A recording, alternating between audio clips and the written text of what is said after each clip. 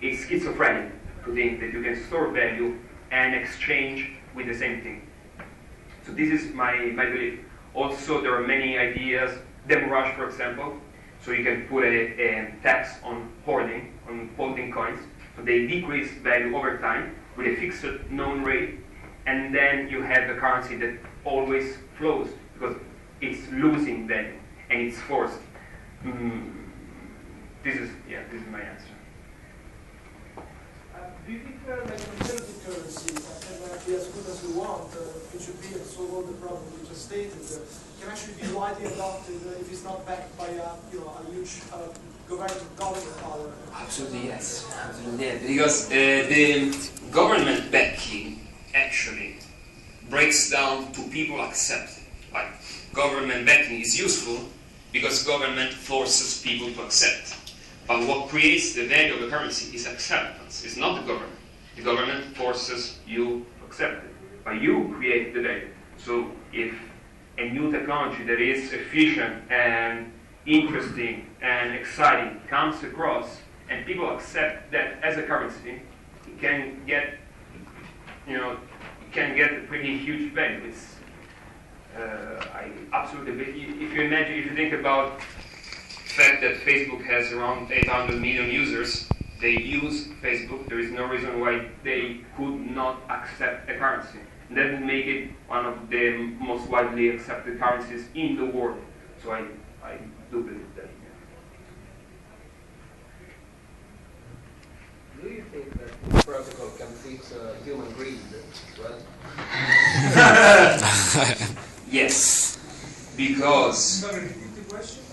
Do you think protocol can fix human greed?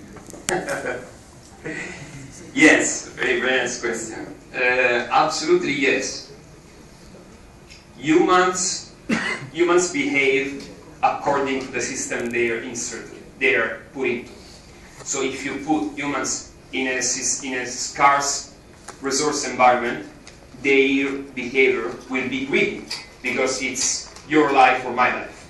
If you put humans in an abundant environment, their behavior will be different. This breaks down to what you think about the human being. Do you think the human being behaves nicely or badly in its natural state? If you look, I'll give you an example. In the economics department, there's been an experiment on what studying economics does to the student. So economics is based on the theory of the Homo economicus, again Latin, which says that everything a human being does is for greed and personal profit. They found out that students come into the department natural, mentally kind of normal, and they come out more greedy after studying this theory. So I believe that if the abundance issue is fixed, which is, as we said, not a technical issue anymore because we have abundance. We have an abundance of food, of resources, of stuff, but we don't have a protocol to convey this. I believe this can really dramatically influence human behavior. Thanks. And this next question is quite related about credit and how it's self-referential in the fiat system. But in a new system where it wasn't self-referential and it wasn't a vicious cycle, hasn't human society always had rich and poor who are trapped? Will people want to break out of that? That's up to you. Yunus, the scholar I cited before, believes that credit is a human right.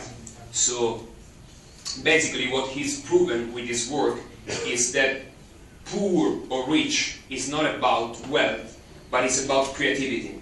So he proved that poor people are richer in the sense that they are very, very creative and they can be very, very reliable if you give them the chance to be. So probably poor and rich will move from the money, currency aspect to the creativity aspect. If you're creative and if you can create useful things for other fellow human beings, you're a rich person because access to credit is fixed. So the more creative you are, the more you can implement creativity into the real world. If you're not creative, you're going to be poor, because you cannot create resources. Resources are not there. Resources are always a cultural thing. So resources are how we deal with the world. The more creative you are, the more resources. The less creative, the less resources. Maybe the last question. Yeah. Personally, I think that most of the current problem of the economy comes from the fact that money is no longer backed by gold. And if I have understood well, you are saying the opposite. You are saying that you want even more abundance, but I think there is already too much money around. It's just paper, you know. It's just an agreement, but it's not backed by, let's say, gold or precious metal, diamonds, or whatever you want. And for what I can see, the last year, the biggest part of the crisis I'm seeing comes from this fact. Because this leads to speculation, for example. Okay, it's going to be impossible to answer this question because this is a cultural question. But to be brief, just to give a reference of what we're talking about, you are saying that the value is in the scarcity. And it makes perfect sense because for the last 5,000 years, value has been scarcity-based. So surely going back to a gold standard could change the current situation. We believe that it doesn't make sense to go back, but we are in the middle of two wars because we are dealing the current money system as if it was scarce, but it's just information. So